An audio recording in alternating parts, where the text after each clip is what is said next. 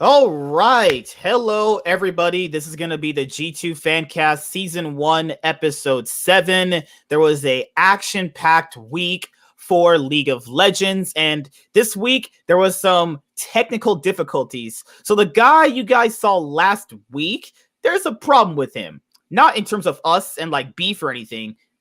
In his area, there was a citywide power outage. Like he has no service other than his phone service that he goes off of. So we tried to have him on earlier on to test out the microphone settings and shit like that. It was going to be really rough. And then Kofta, I haven't heard back from him since like last week. So I hope everything's okay. But this week I had a spot filled with Zenith. He was on a part of the C9 Fancast, I think a couple episodes ago, but hey man, how are you doing? Hope you're having a good day actually. So yeah, I'm having a good day. Yeah. I just want to ask you this before we talk about some of the games is, how did you ever get into League of Legends? Are you more of a casual, more of a competitive guy? Who are you? I've kind of had my way around the block. I started in season 3. Okay. My brother introduced me to the game. Okay. And then I kind of started watching League Esports then. I was a big fan of Team Curse way back in the day. And then from there, kind of drifted around to teams, more so like players that I liked, and now kind of a big 100 Thieves fan overall. Okay. Then, so what would be like your favorite season so far since you've been playing for a very long time? Ooh, that's a tough one actually. I mean, the champion that I've enjoyed playing the most was Pyke. So, when Pyke was released, that's probably when I've had the most fun in total. In terms of meta, I mean, maybe 2019. I feel like 2019 was pretty fun overall. So like with me in particular, I think, when I first started way back in, because like we first started watching the game in Worlds 2014. Like I think I started in a pretty good season, because the only other seasons that were applicable to how League eventually ended up shaping was seasons 1 through 3. And we just weren't around for that. I had to go back. So when season 5 of the LCS 2015 Spring Split started, I had to go back and learn all the history before all of that happened. And I thought that was a lot. I had to learn all of EU's history. I had to do the history there wasn't really history on the LPL. There was like certain segments you could look at, like how EDG was formed, how Team World Elite was really good with Clear Love, and then eventually Clear Love left Team World Elite, and then they went to EDG. The fans didn't like that. The fans would actually boo EDG, and then they later on became a fan favorite. Yeah. The LCK, I had to learn about the creation of that league and Monte Cristo and Doha. Then you also had Faker's story. It was really amazing seeing Faker just dominate people in season 3. And season 4, actually. And then you had the All-Star Tournament.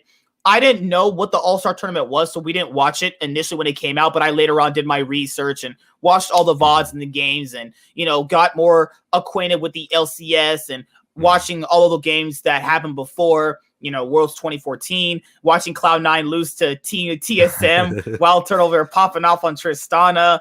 Oh, no. And watching my very first split was watching the LCS 2015 Spring Split, watching Cloud9 just get completely dominated by TSM. That Bjergsen gap was real. Bjergsen really was like one of the best mid laners, LCS will ever have, in my own personal opinion. I do think he had bad splits that a lot of people just genuinely never wanted to point out. But other than like maybe a few bad splits, he was literally the best thing for LCS. And even with the whole, import rule discussion, I genuinely think a lot of people forget, like, Bjergsen was an import and came over, and an import literally changed how the league worked, That's what I think people just massively forget about, is you factor in Bjergsen came over from NIP it was on Ninjas and Pajamas. NIP, and then he came over, he was an import, and he completely changed the league. So there was other things like, why do people hate TSM that I had to figure out why? And I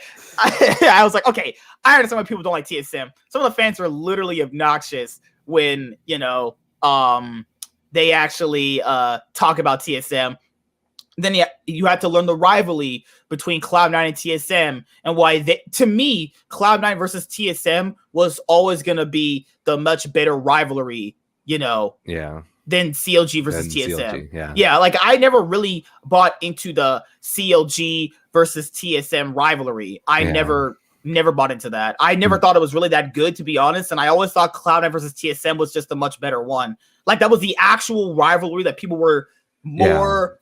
It felt like it was a better quality rivalry, not and only because the games that they play were also better quality too. Like C9, whenever they played against like anybody else, I was like, okay, it was like against Team Liquid. I always got the feeling that those games were always close against Team Liquid. So it's really only pretty much been for me, or they were called Curse and now they're called Team Liquid, obviously, because in Season 5, that's when they changed to Team Liquid when they got Piglet. But for C9 versus TSM, I always felt like the games were better. It was always way more hype. They had the much better players at that current moment in time. Well, to a certain extent, because CLG did have like double it for a little bit of time too. Man, that was a crazy period. The rush hour bot lane. Good old rush hour, yeah. And then watching C9, like, you know what's crazy is that people don't know this, or they don't really choose to ignore it. Cloud9 has the most losses in any finals in the LCS history. Oh yeah, that's this funny stat that always comes out during finals. They've lost in so many finals. They've won like one final in the last like 5-6 years. Yeah, that's crazy. They literally just lost a final, literally this year in the LCS 2021 lock-in tournament. I was like, holy shit. But I just want to ask, why are you a 100 Thieves fan, actually? So I kind of started like, I didn't really have a team that I specifically like going into franchising, but I was a pretty big fan of Aframu throughout the years. So seeing Aframu come over to 100 Thieves, I was all like, I'll just say this is one of my more favorite teams for now. And then I kind of started to watch The Heist, and that documentary was so good to me that it just made me a fan. And their content has been pretty good ever since, so I've stayed. Yeah. The issue here with 100 Thieves now is there's so many problems. So I just want to ask you before we go into the games, what do you think about the Ryoma situation, actually?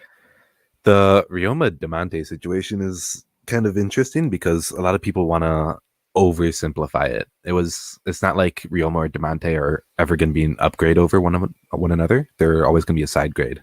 And the whole reason why you would put Ryoma in over Diamante is more so because of like cohesion and trying to get things to work out better. Whereas like before, I felt like there was starting to be a lot of voices in the team without not really like them really going for the things that they started off going for. I feel like Closer has this very aggressive voice. He wants to go and force the team to make mistakes. Whereas you see like Huhi and Diamante kind of just want to go in and punish mistakes that they see, So what was your initial feelings on them replacing Diamante for Ryoma? Because for me, it just doesn't feel like you're getting anything different. I think he's just not that good. You know what I mean? Well, yeah, but if you're not getting anything different, then and you're already experiencing a lot of shortcomings, then may as well try to put him in and see what he can do better. Honestly, it's felt like there's been a lot less in-lane mistakes. There's a lot of inoptimalities in Ryoma's playstyle. But in terms of like mistakes, you don't see Ryoma dying to perks level 2.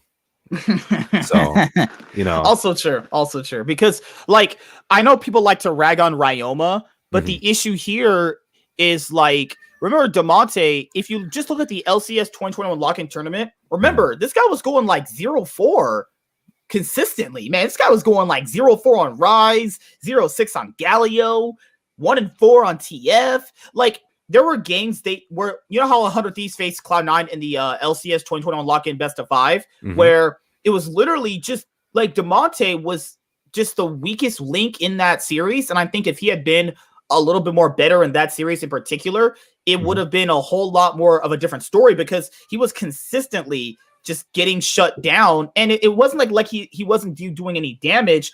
It was just more like he's just not up to par with perks. And I think people just kind of judge him too harshly on that.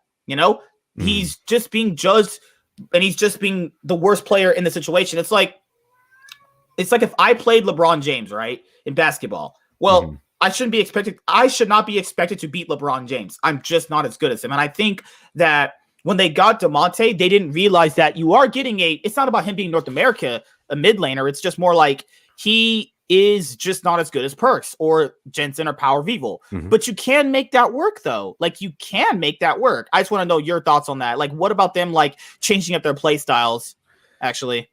Yeah, I feel like a lot of like the way that the meta shifted was in a way that like it made it a lot harder to be like I don't know how to really describe it, but like the way that Closer likes to play is very self-carry oriented. He likes to get as much farm and XP as possible and then bring that to lanes. Whereas he just wouldn't get like that much mid prio anymore because the roaming picks, they kind of constantly got banned and then they kind of started to fall out of the meta. Not completely. They were still available, but when they were banned every game and they aren't as strong early as they were before, and when people are starting to take advantage of the mistakes that Demonte is making, you don't have that prio in the jungle anymore. So I feel like, Closer wanted Demonte on those kind of like more control mage picks so that it would be a lot more stable and he'd have someone that could realistically help mid game more than he was helping before. But I don't know. It's a weird situation because there's a lot of speculation that we could say about the way that 100 Thieves thought about this. I feel like it's easy to just scapegoat the coaches, but that's the coach's job realistically, to be scapegoated for decisions like this that are hard to make, that we don't know the intricacies of, like whether the players wanted to have certain comps specifically and whether that was available to them with the players that they had in the team currently. And with a player like Ryoma that you can bring in if you see him performing well, like he was in Academy, then you have that option. But then so what do you think about Someday? Because Someday's always been one of the biggest staples for 100 Thieves ever since they've got him. And it just feels like I put Someday in my LCS 2021 Spring Split All-Pro team for a third team. I still think he's very good. But the issue here is with this split in particular, as the reason why I put him down so low, is because I genuinely think that when he's not, it's how would I say this? Because people are going to probably think I'm making some hot take. Him carrying the game is not getting them wins, but he's not a bad laner either. That's the problem right there. I think this split has someday I wouldn't call him a bad laner, but he is showing significantly worse in lane. Yeah. The way losing that to Fudge, oh god, how do you lose to Fudge in lane? Holy fucking shit, Jesus Christ! Fudge has definitely improved, but someday has also like devolved in his play. Yeah. It's kind of weird because there's no real like precedent for it. Even when he had worse junglers, worse supports that would like negatively impact his lane, even he still played extremely high. But I don't know if it's because he didn't really go to Korea and he's been away from home for a while, or he's not just comfortable in this current team environment with someone that's more loud, like Closer, for example. There's a lot of things that could be going wrong, but the only thing that we know or that he's clearly playing worse. You have a nice cat. Yeah, she's being loud right now. Okay, it was just like, what else is there problems with the 100 Thieves? Because before we go over the match, I think a lot of people just want to only scapegoat Ryoma, and it's like it's not the only problem. Like I get it, he's not good, but you already know that though. So that's, how's it a surprise knowing something you already knew? That makes no sense. I swear some people are actually fucking retarded. I swear. How is it a surprise going like Ryoma's not that good? In other news, water is wet. Yeah. No. What? Like we knew this last year. Like people don't remember this. Last year in the LCS 2020 Spring Split playoffs, Cloud9 faced 100 Thieves first. And Ryoma couldn't even beat Niski. Yeah. He actually made Niski look like he was fucking season 5 Faker on Zoe. But the other thing I wanted to bring up was Huhi and FBI. I don't think they're a bad bot lane at all. I think they've been the consistent, strongest part of 100 Thieves so far. I would say they're the second or third best bot lane in the league. Wow. Arguably second, third, top, let's say top 3. Or they're at least top 10. They're at least top 10. But I'll just fuck with you. If they're at least they're a good, solid top 3 bot lane. But there's not much they can do. Like, there's been games I played in solo queue where we've won bot, smash lane, pretty good, right? But there's been it comes to a point where you could be ahead bot lane, and it won't matter if the mid laner is super far ahead, jungle's far ahead, or top laner's far ahead. So that's just how I saw things then and there. But we'll talk about the matches that happened this week, and then preview the losers matches, because we have the losers bracket that's going to be happening this week for the LCS 2021 Spring Split. I forgot, you don't watch the LEC, you only just watch LCS. Yeah, I watch LCS Academy. The best region in the world, right? Why do you do this to me? Why do you do this to me, man? Oh my God. All right, so we had Team Liquid taking on TSM, and Team Liquid managed to edge out the series. Now, as you guys already know, as we're doing more analytical content on the channel, I have already did the best of 5 breakdowns with 2 other people. Those videos will be out relatively soon, or whenever you see this, potentially. So whatever timeline you're living in, you will see 2 more videos breaking down the best of 5s individually between Team Liquid versus TSM and Cloud9 versus the 100 Thieves. But I'm going to bring up the games right now. Did you manage to catch any of the Team Liquid versus TSM game at all? I managed to catch a few moments, but not much, really. You remember TSM being like ahead? Oh, I heard about that one, yeah. Okay, so for you guys who don't know, let me actually bring it up right here for you guys. All games, playoffs, highlights are fine for these kind of things, because I don't have to break down it analytically for you guys. Watch the games. No, just kidding. I'll break down some stuff for you guys. All right, so are you a big guy into like drafting? Do you think draft really determines a game, or do you think what they in particular a really bad draft? Do you think that a team can win? I think a draft determines your margin for error. Okay, that's the way I can put it. I never thought of it that way. So what do you mean? So what do you mean by that, actually? So if you have a very strong draft that has easy execution, there isn't much margin for error. You know what your job is, and you know how to do it. If you have a lot of mechanical expression in your draft, then you have a lot less margin for error. And the way that, you see a lot of people talking about drafts like LS, he talks about drafts in a very optimal way.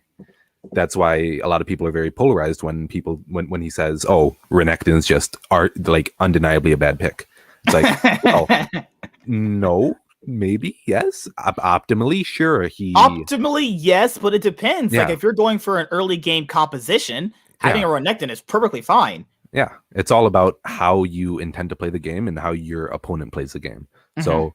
Again, in NA, at least, against all these other teams, there's a lot of teams that won't play optimally. So Renekton is a very strong pick that can snowball the game early and lead to a bunch of leads, and can put the top lane in a scenario where they can carry. But on the other hand, you have things like other Sinner champions like Olaf that we see Blabber on, for example, that are super insanely strong, super high win rate. And it's all a matter of like how much you're willing to understand your opponent as an individual team and not as a component or a amalgamation of champions, I should say. Because the issue I have when people talk about Renekton and Gnar, because they mostly bring up Renekton and Gnar, what a lot of new players don't understand is when you're talking about Renekton, he specifically is like, what's the other really good early game champion people playing solo queue? Like, think of Renekton like Darius, right? If Darius smashes you in lane, he most likely wins the game, right? Most likely, right? So take what you think about Darius and factor that into Renekton. Now, Renekton works better in a team fight because he has a AoE ultimate, which is fine. You also have pretty much a point and click stun. You just have to dash in and land it on someone. You hit W and it lands, right? But Renekton doesn't bring any value to late game.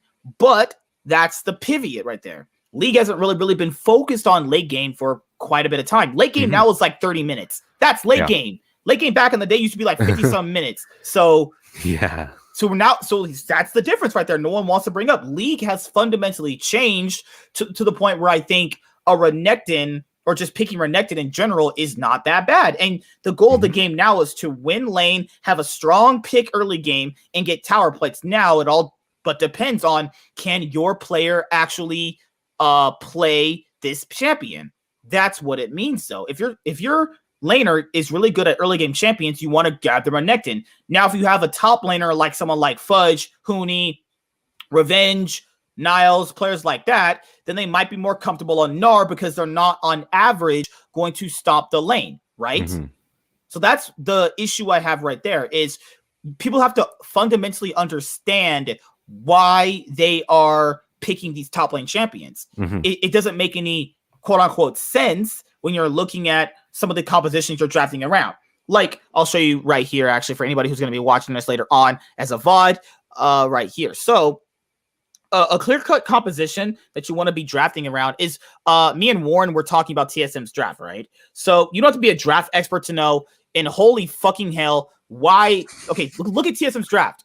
TSM's draft is Renekton, Udyr, Azir, Misfortune, Seraphine. Who the fuck is your engage? My fucking dad from my past? Who's your engage? Renekton just jumps in, stuns on W. Udyr goes in and man bear picks them. I don't fucking know who's your that its composition looks like dog shit. And I'm not a draft expert, but I've seen enough drafts over the course of so many years of watching League. I know what a good draft looks like. And it always feels like to me that TSM is trying to play this like high draft, high execution play style when in reality, you know, it just doesn't really look like they can perform well on these high drafts, right?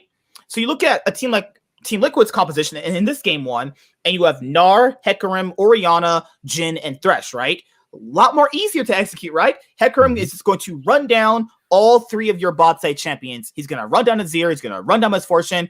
All he has to do is just dance around Seraphine's abilities and run her down too. One champion on TL's comp negates three of yours.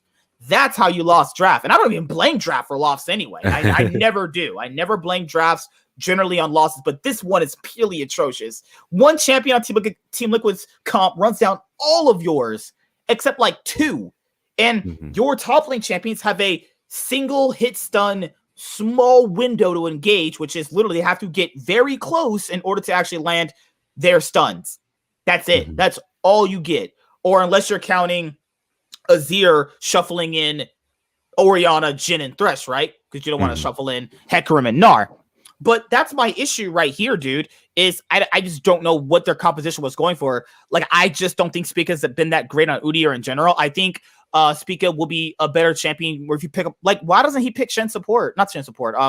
Fucking the Shen jungle he was picking, you know, while ago. Why is he not picking that? Like, I think Spica will thoroughly thrive on different junglers because I just don't really see him playing Udyr that well. Now, in this game in particular, this was the game TSM was actually winning. Surprisingly, with this really atrocious draft, TSM was actually winning this game. So that should also show you toward the very end of the game, Team Liquid definitely realized they had the better composition. You clearly saw, like, just even though the Hecarim was kind of failing in theory because Santorin was just behind against Spica in this game, it doesn't really matter because the composition is just so much better. Like, Orianna shockwaves the backline, they're going to instantly die. Not only that, all you have to do is just throw the ball in Hecarim. He runs in and he runs down the back line and he's going to kill Azir. And Renekton at this point in the game, and 41 minutes in, is not going to really contribute much than a Gnar. Now, let's talk about Gnar. So Gnar, obviously, you pick Gnar. Why? Because he has Mega Gnar and he can go in, all people into walls. It's really, if the team that has Gnar definitely wants to have a Gnar, because if you're trying to go for more of an objective-based team, having Gnar is good because when someone tries to obviously go in and steal your objective in a team fight, you could have your Gnar. They ult them away. Gnar is really good in lane against melee champions also as well. But the issue here is Gnar depends so much on team coordination that I think that teams in NA are better focused with Gnar. If that makes sense though. Like I think teams in NA are better with Gnar because I feel like that when you have our top lane pool of top laners here in the LCS, I just don't think they're good enough to smash people consistently and lane with Renekton to really value the pick. I personally think it all comes down to how you value the pick and what your team has. I think generally for a team like Golden Guardians, I think Gnar's a better pick. Like with Evil Geniuses, with Impact, he plays Renekton really well. He's probably the best Renekton in the LCS, right?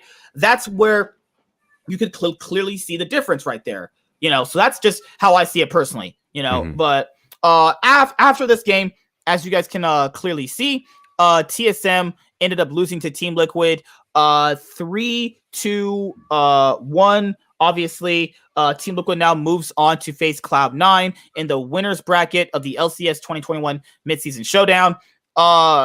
Obviously, when you're watching a series, Jensen definitely played a lot better. He was actually on the Sylas. I thought he looked pretty good on Sylas. Then I also thought he looked pretty good in the previous games as well. I think just Orianna is one of Jensen's best champions anyway. A lot of people did criticize the Seraphine mid lane pick that Power of Evil did in game 4, because you want to put your best player on a clutch pick to win, because remember, they have to win this game to get to game 4, and they draft Power of Evil Seraphine, and he played really well. He got a lot of assists. He was really doing well in team fights too, and I even had Power of Evil as my LCS 2021 Spring Split All Pro Team best top mid laner. I thought he played better than Perks, and most people were like really upset that he didn't make the All Pro Team for the LCS. The LCS, oh my god, people need to actually watch these games. I'm a Cloud9 fan.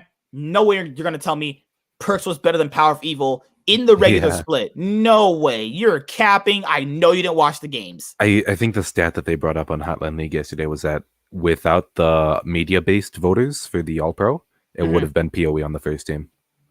Dude, that's crazy. That's why I said, why do they... So, wait, repeat that again. Sorry, without the media voters, without media...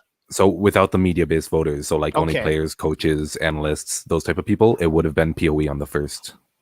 That's why it's like, why does the media get to dictate who's all pro? Dude, some of these people literally think that probably fucking people probably think Sword Art's the best support in the LCS off name alone. These people are purely just going off name alone. Like, Power of Evil has been one of the best things for TSM.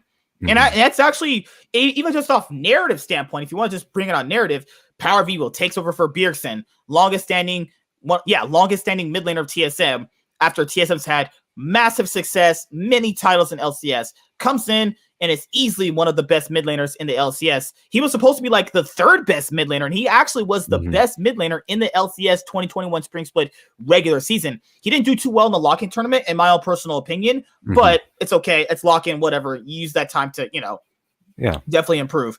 Now, when you're getting to this game 5, because this is what people were talking about, what was this game 4 you're talking about, when they have Power of Evil on Seraphine. It's not more or less so the pick. It's that really makes me like, go, what the fuck? It's more like, if you have to win these clutch games to force a game 5, putting your best player on a supportive champion just doesn't really make that much sense. To me personally, I just don't know why they would do that. Giving him Syndra, giving a champion like Orianna, I would have to go back and look at the bans overall. I think they have them like, what, right here for game 4. Where are they at? For game 4, got to go back and look at the bans and picks, because I don't understand why you would give your best player, Seraphine. And that's just the thing, Oh, what's up, K4 Polo? How you doing, man? PoE is just not flashy. He hardly ever gets the respect he deserves. Dude, right? He played much better than Perks did. And I love Perks, man. I think Perks is awesome, dude. But Power of Evil played way better than Perks in the regular season, just the regular season. We'll see how playoffs pans out. And I still don't think Power of Evil played bad in this series either. I think that he was given champions that he wasn't able to thrive on in clutch moments where you need them to win. Now, let me go back to the drafting phase right here. I have to have it right there. So 1 second, right here. All right, so, okay, so looking at the bans here, what do you see right here? Syndra's open, okay? Yeah. Syndra's open. Orianna is still open, okay? Or Twisted Fate. Jensen took that, obviously. It helped them out really well because they were literally bullying Hooning in, And you also had, what else on here? You also had, what else mid lane champions are open? Syndra, Ori, Sylas. Syndra, Ori, Sylas. They could have took the Sylas themselves, which would have been really good. If you want to play a stable control mage, that would have been the best thing, because imagine having an Ori ball with a Olaf that can run you down, an Ori ball with a Gragas that can body slam flash in. Body slam flash, one of those stupid broken abilities in this game. That's still a thing. You can body slam flash people still. So it's just one of these things where, I think during the series, Team Liquid had the much better drafts. Team Liquid definitely had the much better plays around the map. Though one could make the argument of if TSM had won game one, could they have, won the series like 3-0 or 3-1, just reversed? Tomato, right? Yeah. You never know. Those are things you'll never know. Mentally, they need to get beaten like this because it'll show them how to have better mental fortitude for the next best of 5, which they'll be playing this week. I genuinely think they need to really fix up their drafting phase, because why are you taking Seraphine when there is Syndra and Ori open? Silas is open. They just saw Jensen do well on Silas. And for people to say these guys can't play these champions, you're retarded. They can play any champion in the game. Why are you not picking these champions? Because they want to have PoE on a supportive style so Lost can look like a good carry? Man, you help me out, man. I'm going to die here talking about these guys. Help me out. Help me. Yeah. So I don't know, man. TSM, it feels like a lot of the way that they do things is as a team. So they feel like they have to, like they don't have a specific hard carry player. Like you would say that Alfari and Jensen are for Team Liquid, for example. But it feels like a lot of what they do is as a team. So when TSM goes into these drafts, they're thinking, what can we do to like give the team as many possibilities as possible as like an entire squad, rather than just going in and saying, well, we can put this player on like a Syndra or Ori and hope that he finds these picks and gets himself ahead far enough that he can impact the game on his own. So when they bring out this Seraphine, they're hoping more so that the team play that they've shown as their strength this entire season so far is the thing that'll show up this game. So you have like your Nautilus, you can speed up the Olaf with the Seraphine W, you have the massive charm so that they can't ever really completely engage on you. But then you're against that Sivir, and that Sivir can just throw out the Qs, they can spell shield, and you kind of start to lose a lot of that sense of like usefulness in the Seraphine pick, I feel. I don't know. Yeah.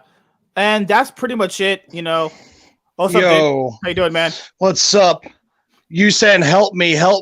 That's what I was saying in chat. Help me, let me in. Zenith is our resident TSM hater, so he just wanted to just bask in TSM's fucking, loss. Dude, you and me both. All right, so during this game, you definitely saw Alfari and Jensen definitely play really well. And people keep saying TF you can't pick TF or Galio. You're retarded. You don't know what you're talking about. You don't watch games. You don't understand League. You can still pick TF as literally a stun card champion. It doesn't have to be buffed to do anything. You just ult in and stun people, and then your team just rails on someone. That's it. That's all you have to do. I don't get why people say, you can't pick Galio and TF. Okay, that's why you're probably hard stuck Iron 5. So, other than that, we'll move on to the best of 5 that Zenith wants to obviously talk about. So we had Cloud9 defeating 100 Thieves. I mean, most people expected this. This wasn't like a hey. Real fast before we move on. Yeah. I didn't get to talk about it. Yeah. If Jensen is playing like that, like he is, like he played last series against Cloud9, whoo, baby, it's gonna be fireworks with Perks versus Jensen. I heard Zenith said C9's gonna lose. He's calling it right now. C9's gonna lose. It's gonna be an explosive series, I think. All right. So we were talking about this in a previous video with Cloud9 versus 100 Thieves. So actually, Zenith is a 100 Thieves fan. So looking at these games, dude, what was like the first thing that you would say that was going wrong in game one? Who played the worst on your team?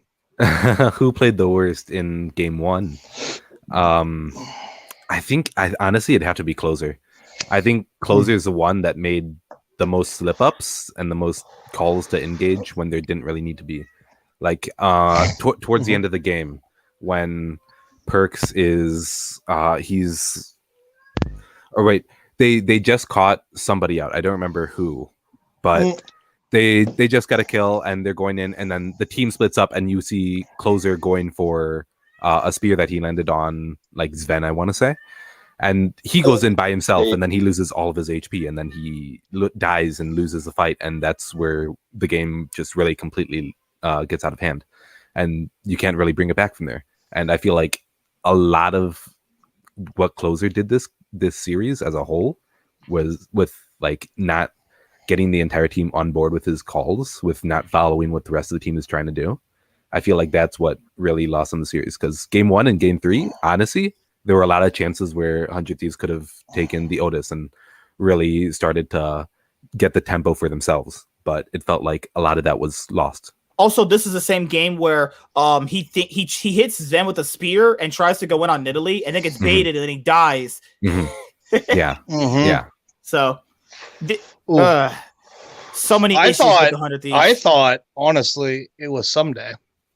Because despite winning his lanes, his inability to get a sizable enough lead was basically ensuring that 100 Thieves did not get a single advantage anywhere, pretty much. Like in game 2, the Scion game, it was 1-0 versus 1-2 in the top lane. And he was only up by 20 CS versus a Scion as a Renekton. And that's just flat out not good enough. Yeah, like, dude, like the issue here, like, because when we were doing our pre-match predictions for this series, Someday was the biggest thing that I was going to be like, okay, that's going to be one of their win cons. It really was one of their win cons when they faced in the LCS 2021 lock-in, when they faced in their best of 1 matches in the LCS 2023 split. Someday was their big factor as to, like, if he can smash Fudge, you can translate that into a lead. My issue here is also Closer is playing substantially worse. I don't know what this guy's been. I don't know. Did he smoke that American crack? Who came from Turkey's crack? Now he's going to America crack. Zenith, help me! What is this guy doing? Yeah, honestly. Hi, Rebecca. How you doing? All right, Rebecca, Fanatics suck, and they're gonna get beaten by SK Gaming. If I could jump in. Yeah, sure, go ahead. I think it's a little bit of Someday not playing as well as he's played in the past. A little bit of that. And honestly, Fudge just stepped up in this series. He did.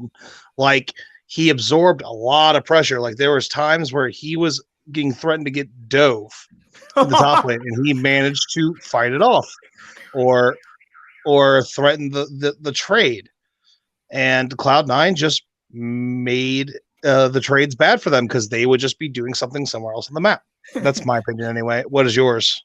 Nice Fnatic jersey. It's a jersey, Rebecca. Nice Fnatic jersey. Nice to represent the LEC spring winners. Okay. Well, we'll see if you guys can beat SK Gaming, because G2 is going to smack that ass. You know, if you guys make the finals, which you won't, G2 will, take you out anyway. It's okay. It's okay.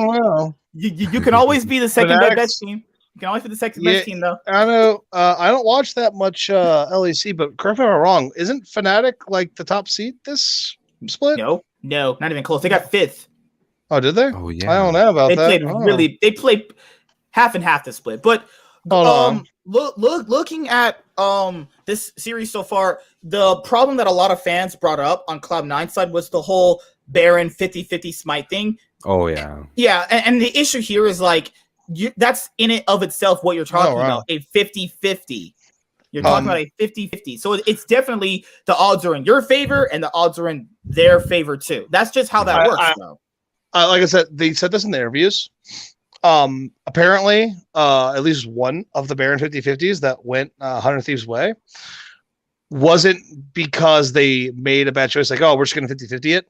Apparently, Blabber had a mistimed flash timer on Closer. Yeah, so they all brought it up in the post-game interviews.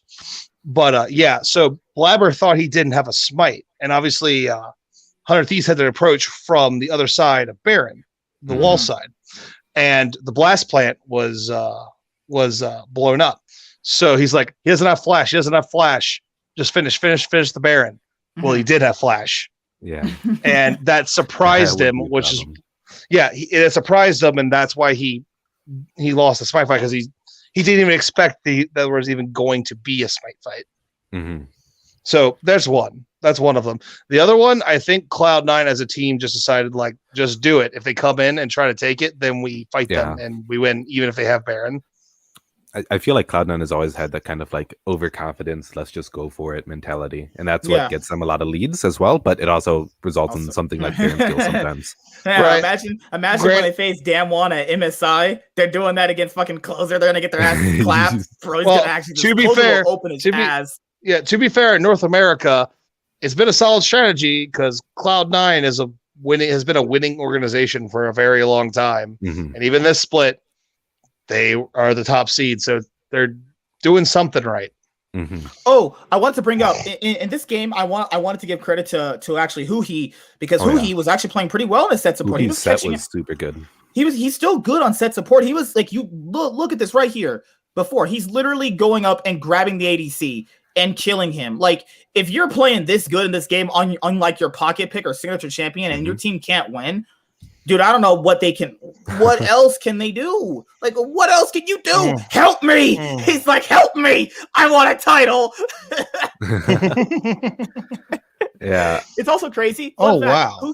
Huhi was their 2018 LCS... Sorry, Huhi was their LCS 2018 Spring Split mid laner and got kicked because he was playing fucking atrocious, and now he's their support. 2019. 2019, sorry. Huhi is the master of the role swap. He's the second best role swap in. It's so crazy. LCS He was their LCS 2020. Sorry, he was our LCS 2019 Spring Split mid laner, and now he's their support. That is, hey. I always have in my head, I'm like, man, didn't he play top lane at one point? Then I'm like, wait, no, I'm just thinking of Hooney because just a boomer. I'm senile. I'm like, Hooney. When my day, he played in the top lane. And he played on G2, and then he played on. Back in my day when I had balls as my top laner, that guy was so trash after his best season. Oh my god, I mean, so bad. Yo, do not talk bad about my balls. He is trimmed large and looking fine. Also, guys, there's what, 7 we're still talking about League of Legends players, right? Yeah. Okay. I think so. Okay. Depends. Also, there's if you guys could do the best thing ever for me, I know you guys love me. I know I'm beautiful and good looking. Could you guys like the stream? There's 7 people watching. Easy 7 likes for the stream. Already liked it. Already done. There you go. While you're like the stream, while you're liking, there's a red button right down there. Right down there. It's called the subscribe button. Hit that, and next to it is the bell button for notifications. Do that. So like, subscribe, hit the bell button. And then you can be back with us. Dislike. You can hang with me and Joe and Zenith all the time. You know, it's a win-win situation. Maybe some comments. You know, just saying. We routinely hate Fnatic over here. Hey, my boy Niski's on Fnatic now. I hope he doesn't lose to SK Gaming. Guys, Fnatic are in the losers bracket. That means if they lose to SK Gaming, they're out. They're done. I like Fnatic. I like Fnatic a whole lot more after they got rid of Reckles, honestly. Okay, Ravioli told me privately he called Reckless a bitch half the time. Oh my god.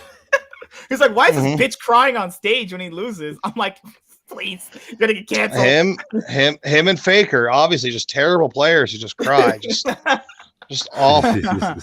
There's no crying in baseball, and there's no crying in League of Legends. C9 is looking super strong this year, and they might have a chance at Worlds. I hope. One can hope. I mean, I think if TL, C9, and TSM keep playing at the level they're playing at, I think we'll send 3 strong teams to Worlds. Obviously we're not going to win the damn thing, but we could potentially get, maybe somebody in quarters. If we get a really lucky draw, maybe potentially semis. T1, C9 versus T1, United in rivalry, best of 5 match. I'm just saying, maybe maybe it's happened before, when C9 being a freak of freaks to get there. It can happen. Heck, maybe we get 2 teams in quarters this year. Oh no, Team Liquid. Team Liquid is a strong team. Yeah, Team Liquid and C9. I could see both of them getting it with a favorable draw, maybe making Zenith wants to say 100 Thieves are going to make it. He has to say that since he's I a mean, fan. here's the problem. If 100 Thieves, they just need a mid laner. The mid laners they have right now are not good enough. They are one good import mid laner away for being super dangerous. I even told people super earlier dangerous. I told people earlier this year on previous shows that I do is that I don't think Demonte is bad, and I think he's one of the better North American caliber LCS mid laners. But if you have a better mid laner than him, 100 Thieves are a much better team. It is what it is. It's no rag against Demonte. Imagine if I don't know. Well, it'd still be a smaller mid laner, right? It's like Larson. It's like, take Larson. Yeah, on it's like a much better it's like team. it's like the Cloud9 when we replaced Sneaky. I like Sneaky a lot. I thought he was a good player. I think he could still be a good player, but Sven is a better player. And if I want my team to perform better domestically, internationally, you have to upgrade. You have to upgrade somewhere. I thought if you're only going to upgrade one player at the time, that just improve your support, because at the time, they had Zazel, Zazel, who was good at Alistar. He was good on Alistar, but he just was the weakest member of the team. Yeah, evidenced by the fact that he's not in the league anymore. They developed so well in 2018 in that summer split, and then went to Worlds and did so well, and then it just all came crashing down for him. I was like, I don't know, you know. Who's the 100 Thieves next mid laner? The 100 Thieves next. Oh yeah, I know. I forget his name, but I remember reading about him and seeing that he is super highly touted as potentially the next big mid laner in North America. And I don't want to say this, but it does sound kind of bad for LCS standards. Having an imported mid laner makes your team stronger. Power of Evil, Jensen, Perks. Yeah, right. But also, before this year, we didn't develop players unless you were Cloud9. Also true. Yeah. Yeah. Here's the thing. If we're getting some, rookies coming up, not all the time. We have basically a maybe 10 to 20% hit rate on rookies to be good enough to play. But here's the thing. I like to remind people, that's the way it is in regular sports. In regular sports, roughly 10% of the rookies that come in the league will be good enough to be in the league after a year or two. Also, what people don't understand is what I never really got, and it always flustered my mind because people always brought up the NA talent thing. You know what? Because I'm not trying to sound mean here, people, but you have to conceptually realize in your brain, when you think clearly, you make better decisions, right? So if there is NA talent out there, and if no team is willing to invest into it, say this, what if one team does? So if no team is investing in NA talent and there's one team that is, that means that one team that is investing in NA talent, they get to reap all the benefits of the NA talent. If I was a team Cloud9 did it, and then if I was a team like 100 Thieves or TSM, if I felt like a Cloud9's approach to grabbing talent, if there's no one picking out these NA talented players, they're all for it. Go get them. There's no one lined up. There's no line. There's no contracts. There's nothing. It's great for your organization because Cloud9 would bring up bringing up players, developing them, putting them on their main roster, proving that they were good, at least on Cloud9 anyway, and then they would sell the players and then bring up new ones or sign them. This gave them a lot of money to sign people like Perks and Vulcan. You know what I mean? That's how you build a team. It's how it's done in traditional sports too. If you're a small to mid-market team, like say in baseball, you develop players, you build your farm system, you develop the players, and then when you reach critical mass, when you're close to being a contender, you trade your pieces. Your pieces still developing to get the proven pitcher or that bat in the middle of the lineup to put you over the top.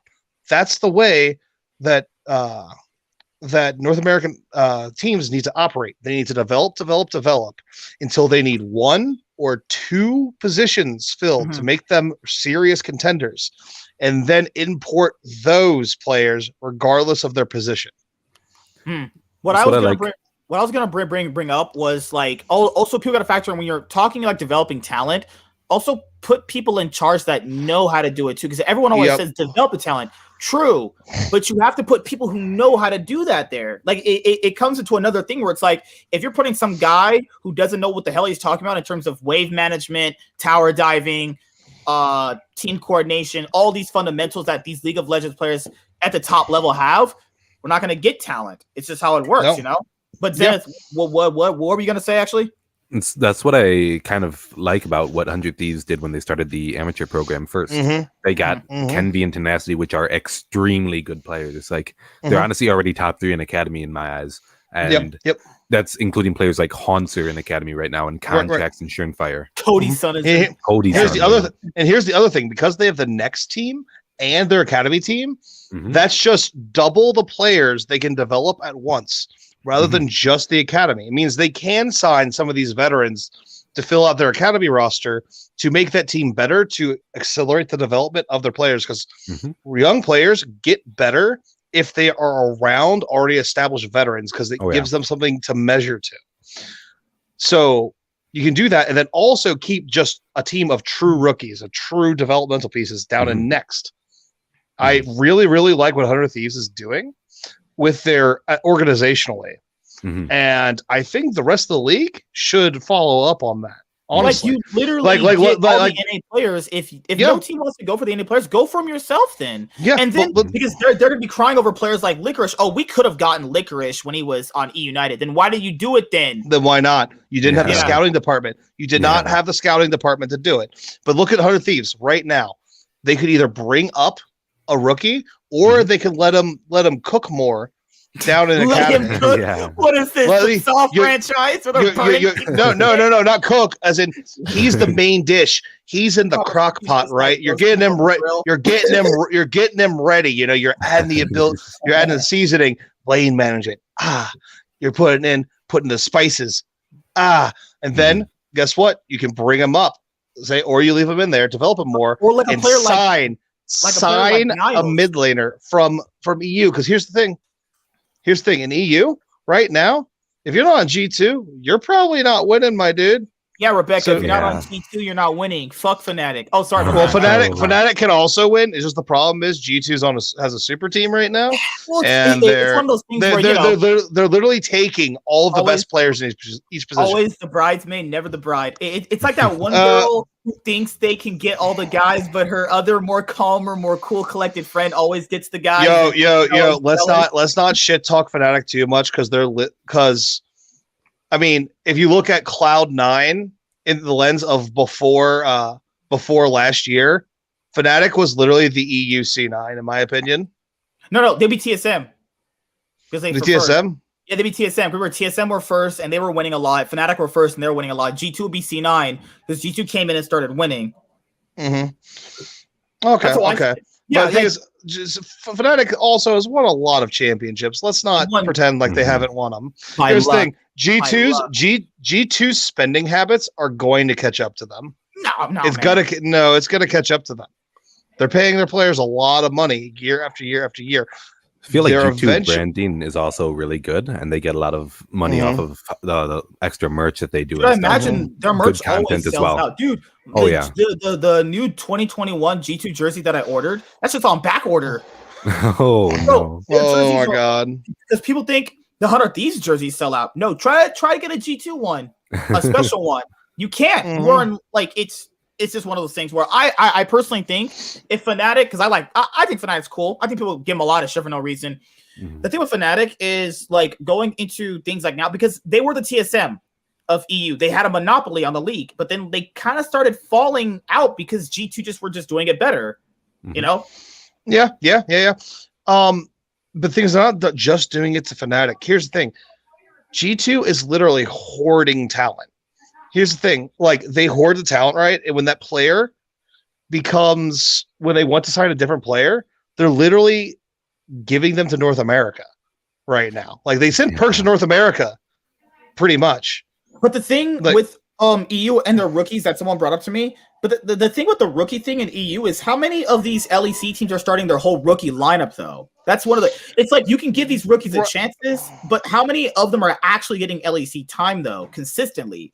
Outside of like these past couple of years where you've had these rookies though. And then what happened last year, the rookies did bad, even on like Mad Lions, and then they got kicked. Because they don't, because in League of Legends, there's no patient for developing players. Absolutely not. Yeah. Because here's the thing, even with sophomores, say your rookie blows up and then they have a sophomore slump, they get cut. Sophomore slumps are like a thing in sports. Because here's what it is. They come in and they're hot shit. They do something really well, or a couple things really well, and they play exceptionally well. And then the league adjusts to them.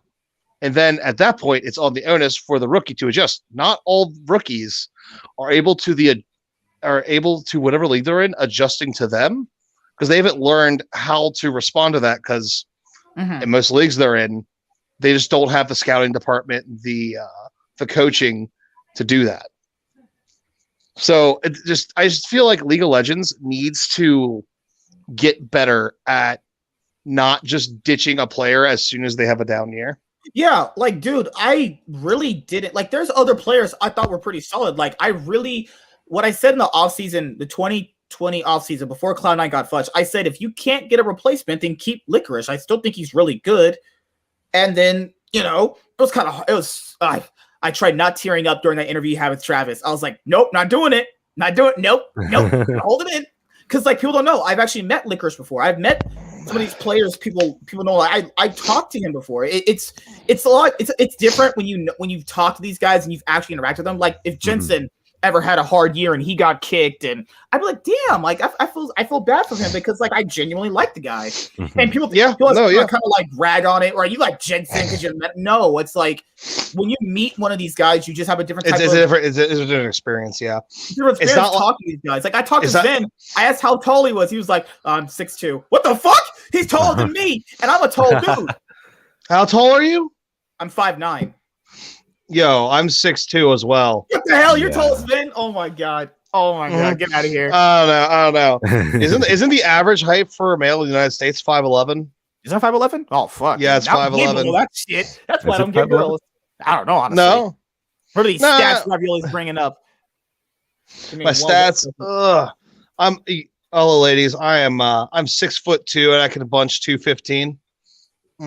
I like remember when Contracts' narrative was he liked to talk about anime. I even talked to Contracts before after a game. Yeah, Contracts is a cool dude. Like even Doublelift. Oh my, Doublelift actually had a line of people ready to talk to him, or a group of people, right? I was so scared talking to him. Rebecca, bring up a good point. Tactical's having a sophomore slump. Oh yeah. Here's the thing. I would call it a slump. I think he's just mentally playing bad. No, I mean he's just having like the league is adjusting to him, and he's starting to pull himself out of it a little bit. But he needs to adjust to the adjustments. He needs to figure it out because mechanically he's good. He's real good. And it'd just be a shame to get rid of a talent like that because he had a bad split, or two, or even a split and a half. My thing. Also, Ryan is also 6'1". Right now, you are the shortest man in the room, Joe. Yep. Ryan 6. I am not the shortest man. Oh my god, you guys are tripping. Ryan said the thing about tactical. My bad. I'm sorry, Ryan. Bro, I had some cringy ass pictures. I need to delete some of this shit. Oh my god. Oh god. I'm not showing you guys these pictures. Some of that shit looks like trash. Some of that shit looks bad. What other pictures you got on that computer? On my picture? Beside porn? Beside my porn? Yeah, you hold down on us? Yes. This is some of my pictures that I took from the LCS. Oh yeah. You posted these on the Facebook. There's some of them that were in different places. But it's such a great experience going here and watching games and fucking just being there live and shit. It's just such a great experience. Oh my god, whew, that was such a fun day. It looks, dude. I'm so jealous. Like I don't actually want to live in LA. Look how tall that guy is. Look how tall Finn is, man. Oh my god. Yeah. I don't want to live in LA because I just don't like to live in super big cities like that. I live in the Midwest. I live in Cincinnati, which is a decent sized city in Ohio. It's just, dude, there's so many people. I just don't I just don't like it. But I am jealous the fact that you can just go to LCS games whenever you want. Watching this game, they were so depressed. I tried. Zenith, I tried for you. Look at these depressed faces. Unlucky. Holy shit. Oh my god! I met a random Cloud9 fan at a Frankensons. He was wearing that. He was like, yeah, I like both teams. So I even saw this guy randomly just out of store, just go and just buying some stuff. That was when I met Mark. This is when TSM reverse swept Cloud9 in that series. Watching a reverse sweep live is disappointing. Oh god, that'd be awful. That would be so awful. Yeah, well, I can only imagine being there live and watching Cloud9 squander away as a Cincinnati sports fan, I was at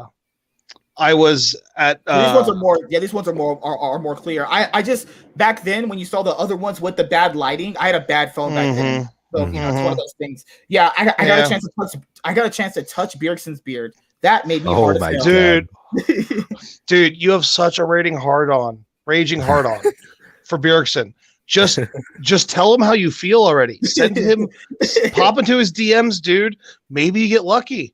Maybe Broken he's Blade by, dude. Short. Okay, Broken Blade. I know people don't like their height. Broken Blade was a short guy. Oh my god, he's actually he was pretty short. I'll say that. He's shorter than you. Holy shit! What the fuck? Oh my god, Captain! I asked him literally, was he a rap god when I met Captain Flowers? What'd he say? He was like, I asked him about that KT versus IG series at Worlds. Remember? And I was like, hey man, like, are you out of breath after rapping? He was like, kinda. Oh, like, holy shit. Okay, Weldon, I'll say this. Weldon actually could tell me anything. Holy shit. That guy knew how to talk. He had me convinced I could buy a car after talking to him.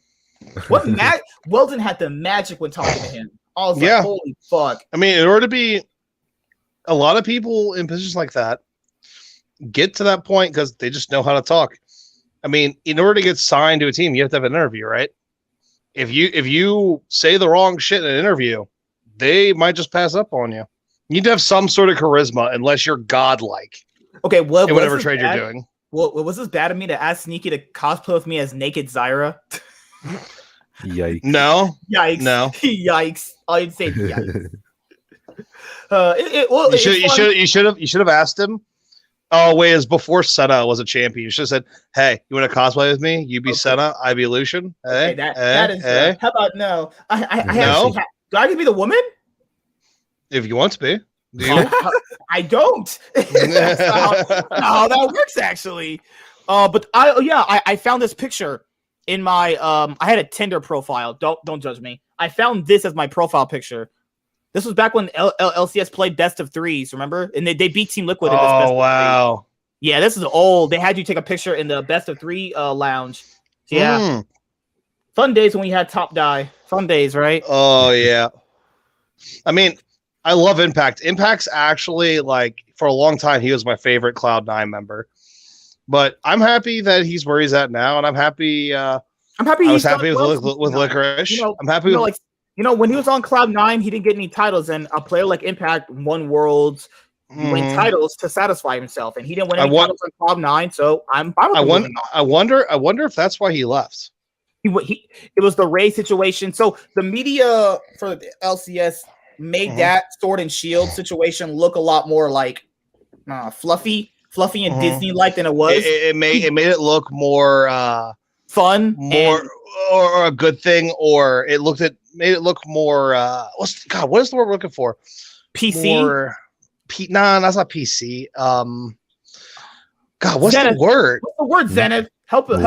So something makes something look better, like things are more harmonious on the inside of the organization than they really are. I guess harmonious. They made it look more harmonious in the organization than it actually was. So basically, Jack said the reason why he got Ray was because whenever they would go to Korea, Impact would try out to be on like a Korean team because he would get homesick. So in Jack's perspective, he had to kind of get a sub because you never really knew if Impact was going to renew or stay or just whatever, right? But to us, it looked like, oh yeah, they wanted to have Ray, and they wanted this dual playstyle. At a certain point, Ray got homesick, he got depressed, you didn't see Ray anymore after a bit of time. So yeah, like I genuinely think, as much as like the C9 people try to make it up that things are all like Peachy Key, Jolly Farm, Disney, Rainbow Princesses. I think at some points it was kind of bad, but then again, I don't know if it was bad because he never said a stink about it. Impact, if nothing else, is a professional, so he probably just made it known that he's like, "Hey, I don't appreciate having this sub in for me." And most pro players don't, and you can't fault it for that. Most people don't like having a sub. Yeah, here's the thing: Jack, for all of his faults that he has, is a very reasonable guy. Mm-hmm. Like I remember, don't shit talk him as much as they do like Reginald. No, I remember like Jensen, arguably the best mid lane in North America. Right after they went to semis at Worlds, what happened? Jensen was like, "Hey, I want to try something else. I want to move teams. I've been here for a while. I feel like I want to have a change of environment." What did Jack didn't have to trade him. He didn't. Mm-hmm. Like he could have just kept him like, "No, you're under contract and you're playing for me." And from his position, that would have been the correct move because you had the best mid laner in North America and you just went to semis at Worlds. It's one of those things where he didn't like the whole Reaper situation where it was the whole LCS 2018 summer split finals against Team Liquid. He didn't like the subbing situation. I understand it. It makes sense. I understand that. Here's the thing: he got further in that year than any North American organization had ever gone before. But the issue here in his position, you can't win Worlds with a player like Sneaky or the players that he thought was on his team at that moment in time. But that's any North American team, though. You're not going to win Worlds. Right. Team Liquid's not winning Worlds. If he really wanted to try to win Worlds, even in EU, like EU only has won Worlds in season one. And that Worlds is nothing like the Worlds that currently exist. That's why I tell people, tell me who won the first NBA championship. You won't, because it doesn't matter. It doesn't matter. Yeah. Yeah, that was before the 3-point line was a thing. Like, come on, it's a different game entirely. 2011? I was a freaking junior in high school in 2011. But here we go. I was a senior. We have the LCS 2021 midseason showdown losers bracket games this week, guys. TSM taking on Evil Geniuses and 100 Thieves taking on Dignitas. So who are you guys going for? Let's preview TSM taking on Evil Geniuses. This is exciting. These are exciting loser matches, though. Hey, Zenith, I love you, but Dignitas, my boy Dardoch is gonna win this. I had him as my 2021. Dardoch is gonna clap 100 Thieves. Here's the problem. I'll give 100 Thieves top lane because I don't think Someday gets beaten 2 series in a row against players who are worse than him. Okay, Fake God lost. Yeah, Fake God. No, Fake God's a good player, but he is worse than Someday. Here's my thing: what other lane do you think 100 Thieves is squarely better than them? Bot? Yep. They're better in jungle and bot, I think. Or not better in bot, comparable. Like they're not gonna hard stomp them. Wait, hold on. You're right. Is completely even, I think. The FBI and who he liked to play the lane more aggressively than Neo. Neo liked to chill and wait till team fighting. I think You're right. A little bit. I mean, Afro Moo has been playing great though. Yeah. Afro Moo's a great support. Neo doesn't need to pop off. But the problem is FBI's better in lane though. But the issue when you balance that out with that Neo's better in team fights. Mm-hmm. That's how it works for me. And I think if he's not on set support, I think he'll have marginally less impact. But I don't know drafts yet, so I'm just gonna go off what I think I just saw in the last series that I saw. Top lane. You said Huni versus Someday. Not Huni versus Someday. Sorry, Fake God versus Someday. I'm pretty sure Someday still takes that, but it's it's a lot closer. It's a lot closer. If he loses to Fake God, man, I am. Yeah, and then you come up here and preach for us. Right. Then we got word of 100 Thieves. 2 years of Someday being Fake God's boogeyman in Academy. Yeah. And then we're talking about Dardoch versus Closer. All right. Closer has not been playing that well. Dardoch should win this though by how Dardoch Dardoch should easily win this. And if Dardoch has been the best performing jungler in my personal opinion this year so far, this should be a landslide victory for him because like Blabber destroyed closer in most of their games. Outside of the Baron smites, Blabber was pretty much winning at all the time. Oh, the game 3 solo kill, but if you discount those little smaller things, Blabber was winning every game. Right. And if you ask me, what's more important, your jungle pathing, presence and mechanical gameplay or 50-50s? You ask me which is more important, I'm gonna tell you that all of the core jungling fundamentals are way more important, and Blabber is just among the best at those. And you have the mid lane. So you have Soligo on Ryoma. I'm going my boy Soligo. There you go. I think Soligo's proven himself to be really good. Soligo. Some straight up dog shit here. Soligo, I mean, on a normal year, I would say, well, he's clearly not better than Jensen Perks or PoE or Demonte. But here's the thing: other than those three guys, I think he's probably better than everyone. Oh, except maybe Jizuke, if Jizuke is having a good game. Yeah. Depends on which side of the coin Jizuke. I don't know. Yeah. As a mid laner, though. Like he's either 9 or 10 or like 3 or 2. Like there's no in between. There's no in between with him. But yeah, Soligo versus Ryoma. Thing is, Ryoma also was not the reason they lost to Cloud9. He didn't play very poorly. He didn't play poorly at all. But he's just I don't think he has the pop off game in him against these level competition.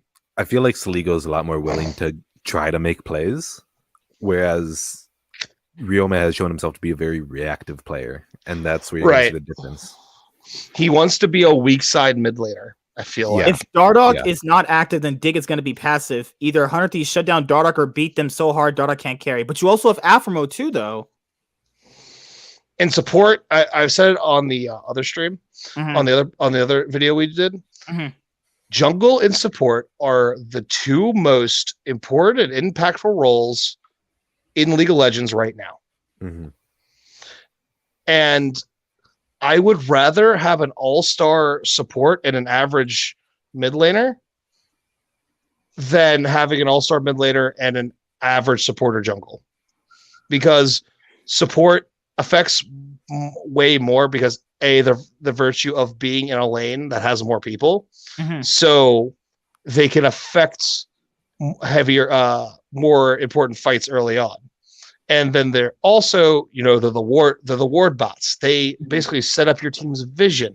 They're tend to be the shot callers because they don't have to focus on laning, on CSing, and they can actively look at the map more and make calls. And jungles just all over the map. They affect all 3 lanes, not just one consistently. Sorry about that. What the heck? Was freaking car outside going. I was gonna get mugged, but all right. So we have the. Do you guys agree? You have the bot lanes of Neo and Afro versus FBI and Huhi. Like we said before, it's either gonna be straight up even or it's gonna be in favor of maybe 100 Thieves bot lane. Maybe 100 Thieves. Yeah. Here's the thing. Support is more important, but here's the thing. In the bot lane specifically the bot lane. I think the AD carry is slightly more important, just slightly, ever so slightly, because they are the ones that are doing the damage. They are the ones dictating how the team fights play out after the engage, obviously, because the support determines when the engage happens. When the actual mechanics of winning the fight, it is up to the AD carry. What happened to CLG? FBI? What happened to CLG? What happened to CLG? I thought them adding Broxa would have helped them. Well, they had an unfortunate situation. Broxa came in late. Broxa did make them better, though, and Broxa actually did play better, but it's CLG. Yeah. I mean, they finished with what? With how many wins? 6? 5, right? 5. I mean, 5. For a team that I thought would be the worst team in the league, they ended up getting significantly more wins than the last place team, which only put them at what, 9th? Yeah, they were our best worst team. They would actually get leads and just completely throw them. They also have the highest first blood rate in the league so far. If you just count the regular split, so they were actually pretty good at the early game. The problem is Cloud9. So I mean, there's upside to their team. I just think that when you have this many veterans on a team and there's just something not going right in your mid game decision making, that's when I start going. Oh, I think all their players are just washed. Other than you guys have other than Broxa, I think Broxa can get good again. Anyway, so who do you guys have for Dig versus 100 Thieves? I'm saying Dig win 3-1. There you 100 go. 100 Thieves win 3-1. What? Okay, Ravioli, you gotta Dig 3-2. I think it's a very competitive series. I think we're gonna have 3 close games and 2 blowouts, one going one way and one going the other way. Or maybe Dardock's blowing out Closer's ass. Oof. All right. Oof. Don't tease me with a good time. And then now you have TSM versus Evil Geniuses on Saturday. I thought I'd get the more spicier one for last with TSM versus Evil Geniuses. So if TSM lose this, you know what? Oh my God. I'm just saying, if TSM lose this game, I am raiding the TSM subreddit. being like, wow, you guys took your best player and put him in the coaching position. What a fucking move. All right. So you have the top lane. You have Impact versus Huni. Who are you guys going for? Predict the LEC. Rebecca, we're almost there to predict the LEC. We're almost there. At that point, we'll wait for it. But here's the all right. So Huni versus Impact. Here's my thing. Even if Huni is having a good game where he would normally pop off, Impact is the player known for basically being a rock and dampening leads that other top laners get. Even if he's playing well, Impact. I think Impact's defense beats Huni's offense. All right, so you also have the jungle matchup. You have Svenskeren versus Spica. I don't think Sven's been playing that bad, honestly. Sven's been playing real good. Oh yeah. Yeah, I think Sven's actually the most underrated jungler in the LCS currently. Because I don't think Spica's bad himself, but I don't think he's on the level of Svenskeren. That's just me personally. Yeah. I think Svenskeren. We have Power People versus Jizuke. Hold on, I wanted to give Svenskeren more props. No, that's mine. Yes. Svenskeren has been playing every bit as well as like Santorin. It's just that his team wasn't quite as good as Santorin's. I think Svenskeren is skill-wise top 3. I would obviously put Santorin higher than him. But Svenskeren's been having a really good year. Not enough people are talking about it. Also, I agree with this too. Impact can do well even if he falls behind. Like when Huni falls behind, this really doesn't exist in the game. So I think top lane, I think Ichi have it. I think jungle, I think Ichi have it. Mid lane, TSM has that one. I mean, Power People versus Jizuke. Yeah. I mean, here's the thing. Hold on. Here's the thing. If Jizuke having a good game, he can win that lane, man. No way. How will you even predict that? Because I've seen it happen. You have magical god powers. I mean, I've seen it happen. Like, I would just go with Power People. He's been way more consistent. Right, he has been. But, like, once again, I'm talking about a situation where if Jizuke is having a pop-off series, like he's want to do sometimes, it's gonna be difficult for PoE. Like Jizuke can just randomly, play really, really well, even against top level mid laners. I don't know. I just think, I'd give it to PoE. I give the overall matchup to PoE, but I do think that Jizuke can absolutely win lane in a couple of these games. All right, so now we have the bot lane matchup: Lost in Sword Art versus Ignar and Deathly. I think TSM's bot lane's better. Do you want to break this up by positions individually? So talk about carries and talk about supports. I don't think it Deathly's really stood out and did anything. At least Lost, even though sometimes he looks kind of bad, he at least is contributing something. I've really never seen Deathly contribute anything, really. No, well, Deathly is like definitely not good. He's like the poor man Sneaky. God. So like he's solid. He's not gonna lose you the game in bot lane, but he's also never gonna pop off. He's gonna do his job in lane. He's gonna do his job in the mid game. He's gonna do his job late game team fights. But he's never gonna like be the reason your team wins. You know what I mean? Then you also have the support. So I don't think Ignar is bad. I think Sorap's just better. It's one of those things where you just have a better player, and that's why I think TSM should win this. I got burned by TSM once, and I'm saying TSM win this 3-1. I'll say TSM win 3-1 in the series. TSM, hold on. I don't know if bold prediction. Bold prediction. TSM wins 3-2 and by the skin of their teeth. By the skin of their teeth.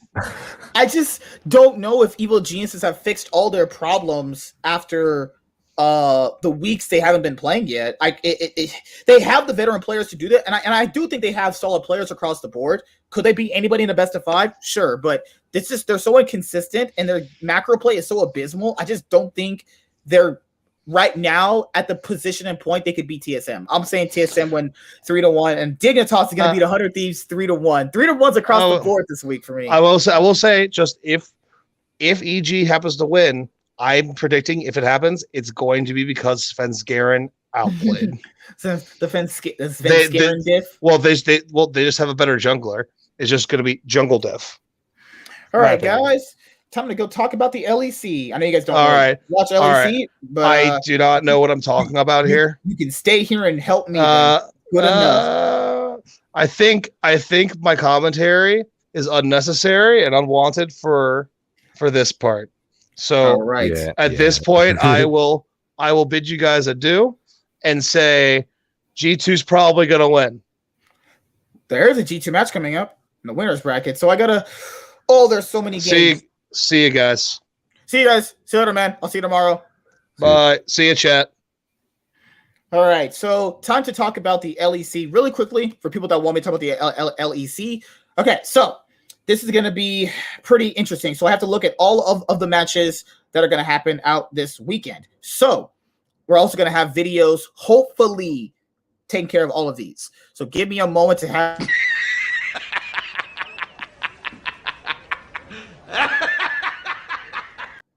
None of these are good, guys. None of these are good. All right, so let's go. Simple, easy. Let's talk about the LEC. So on Friday, you have Fnatic taking on SK Gaming on Friday. So my issue here with Fnatic right now is there's a world where I could see SK Gaming winning. Am I going to predict that? Probably not. I don't know. You know, the way Fnatic have been playing is not that bad. The issue here is there's so many different factors as to the reason why Fnatic could win or lose this series, you know, and it goes into the point of, I think at their core, Fnatic probably have better players, but I think on SK Gaming's part, you also have players like Tinks, players like Treats. I think those players are really good. I think that the mid laner, what was his name? Not Blue. No, Blue's not that good. Vithio. No, I'm getting them confused. SK Gaming's mid laner is hopefully not gonna, you know, be able to take down Niski. I think Niski's been pretty solid for Fnatic this split so far. Selfmade versus Tinks. I think it's pretty much going to be a coin flip. I think Tinks has looked really good, though I don't think Selfmade's looked as dominant as a lot of people would have expected. Bwipo versus Gen X. Bwipo's been a coin flip player.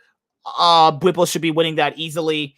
But Fnatic have had this, I wouldn't say coin flip playstyle. They just don't have a playstyle, which means it's going to be, you know, pretty interesting to see what playstyle they're going to be able to develop for this game. Like, literally, if they lose this game, they're out. That's it. It's done. The bot lane, Upset and Hillisang versus Treats and Jezu. You know, I don't think SK Gaming's bot lane is bad. I truly don't think SK Gaming is a bad team outside of their mid and top lane. But in terms of playing up against players like Upset, I definitely think that Upset and Hillisang should be able to beat Jezus and Treats because I think Upset has played better than Jezu, but I don't think the bot lane's bad. I think it might actually be even in some cases with the bot lane. I'll say Fnatic win 3-0 actually, because you do have a more of a veteran presence on Fnatic to know how to deal with the intensity of a best of 5. But if SK Gaming win, if SK Gaming beat Fnatic, that is going to be the biggest upset in LEC, one of the biggest upsets in LEC history. It has to be. If SK Gaming win, one of the biggest upsets. If not, then honestly, it's not gonna happen. I'm predicting Fnatic to win. I say Fnatic win 3-1. It just depends on which playstyle or which Fnatic is gonna show up.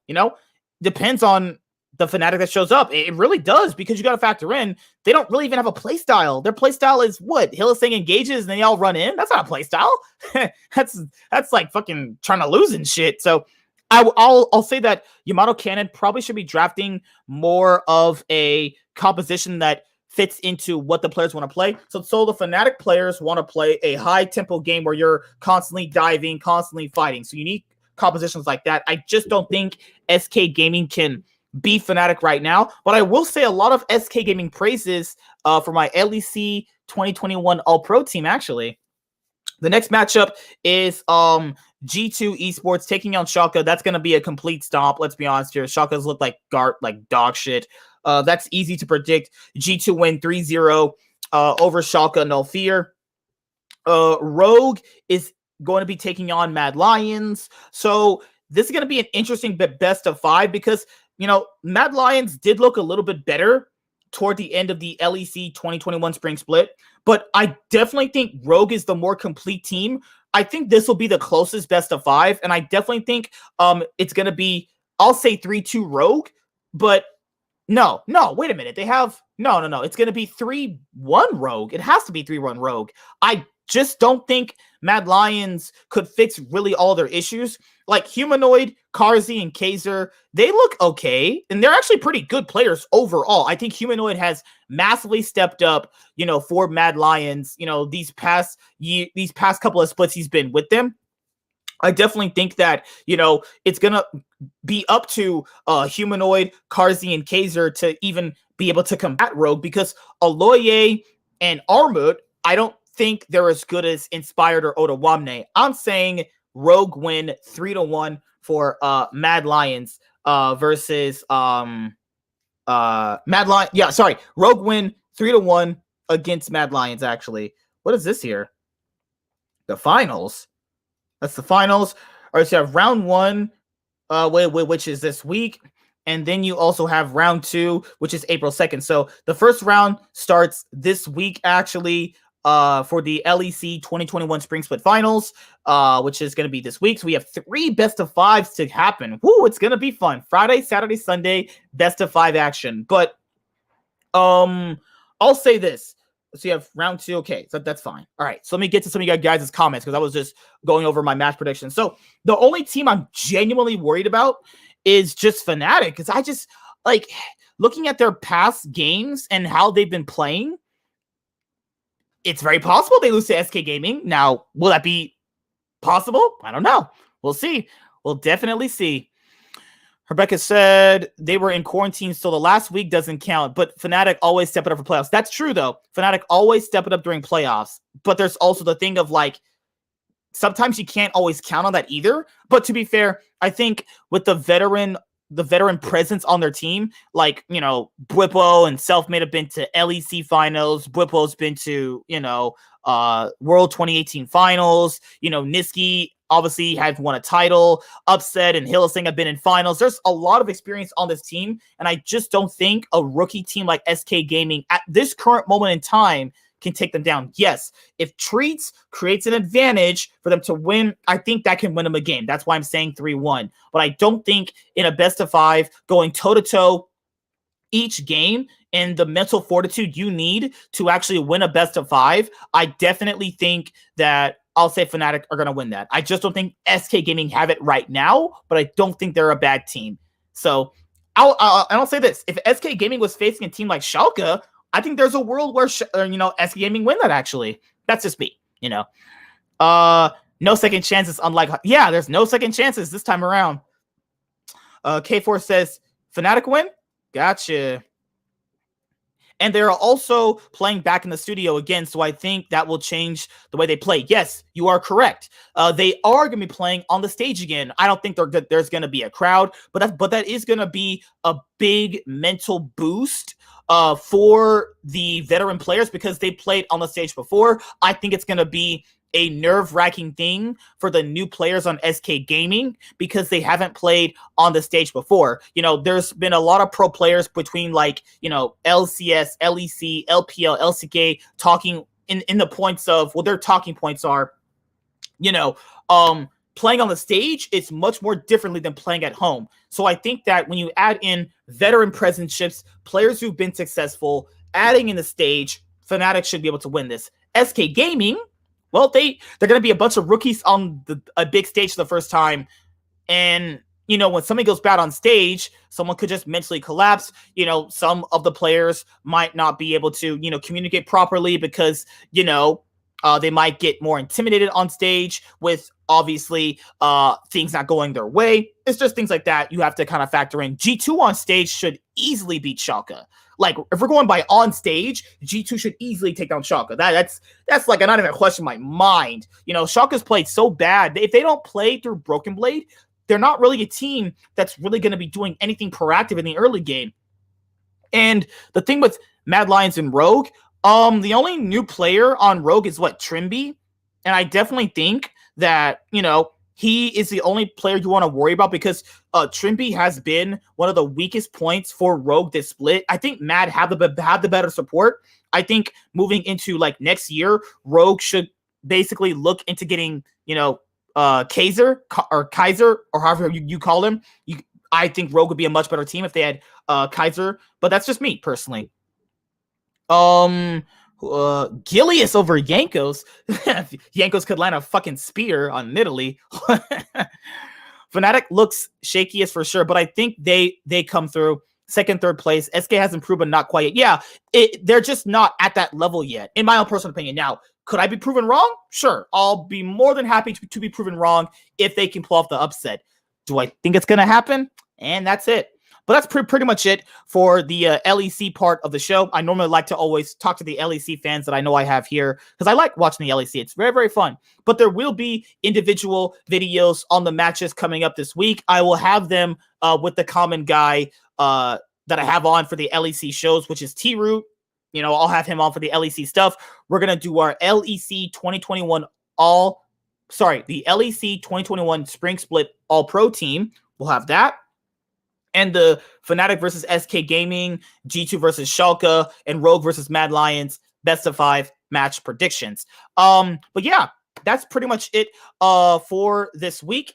Yeah, the Fnatic jersey came in. So I ordered this Fnatic headset that I haven't been able to hook up yet because I have to install some like drivers or something like that for it to get recognized on my computer. And I ordered a jersey with it because it was gonna make the shipping it makes the shipping. So basically, if you order something that's like $100 in most shops, if you get it to $100, you get free shipping, right? And I did not want to pay shipping on a $70 item. It would have came out to $100 anyway. So when I got the headset, I noticed I didn't get the jersey, and they sent the package in 2 different parts. You know, so I'm gonna try and get this hooked up to my computer because I put it on it. It feels so good putting this thing on. It literally feels amazing. Bro, what do you have in this? Precise directional sound, memory foam coming? Wait, what? Memory foam come? What the fuck? Memory foam cushions. Okay, I thought this shit said memory foam come. So I saw a lot of the reviews for the headset. So I was like, okay, I need a new headset actually. And I just got this one. I thought it was pretty nice quality. If it doesn't have the nice quality that I'm looking for, I just buy another one. This is how this works. I just buy another headset if it doesn't come out to the quality that I want. I have to hook it up because when I install it into my computer, the drivers aren't correctly being recognized. So it's probably some interesting thing. Installing drivers is easy. So, and this was going to come with this. So I really only got this simply because I also haven't had a new Fnatic jersey in a long time. I have one from like a while ago. And it makes the order cheaper when you have it at $100. So that's pretty much it. What trader? Never. I'm always loyal to my brands. I'm always loyal to my boys C9 and G2. Always. But yeah, that's pretty much it for the show this week. I hope to see you guys here, as always. Yeah, it does look good. I'm gonna be getting the ladies. Always in a jersey like this. But that's pretty much it. I'm gonna have the LEC content being prepped tomorrow with T-Root. Your boy's always busy, guys. I'm always busy. I'm a rich, good-looking, sexy man who's always busy. Don't you agree, Zenith? Zenith is gone. I'll see you guys later. Kevin at just the right time. Yeah. Oh my god!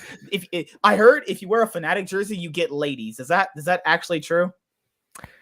I cannot confirm or deny, but that is a rumor on the streets. In the streets, what the heck? People are fucking doing drugs with Fnatic jerseys on. Holy shit! G2 in the sheets, Fnatic in the streets. Okay. Doing ice cold crack. All right, guys. We'll see you later. Like, comment, subscribe. Most of all, enjoy. If you guys do watch these shows as like just VODs, because I know some people just don't like appearing in live streams. That's fine. Make sure you like the stream afterwards. If you watch it on the VOD on YouTube, perfectly fine. And as you already know, if you have a Fnatic jersey on, you'll get ladies. Zenith called it. What the fuck? It's always been a car alarm going off. I'll see you guys later. Like, comment, subscribe. Most of all, enjoy. LEC content coming out between Wednesday and Thursday because I have to have it up at that point in time because the Fnatic game is literally on Friday. So, yeah, your boy's going to be pretty much busy doing content all this week. And more fun. See you guys later. Peace. Have a good day. Nightwing is signing out. Goodbye.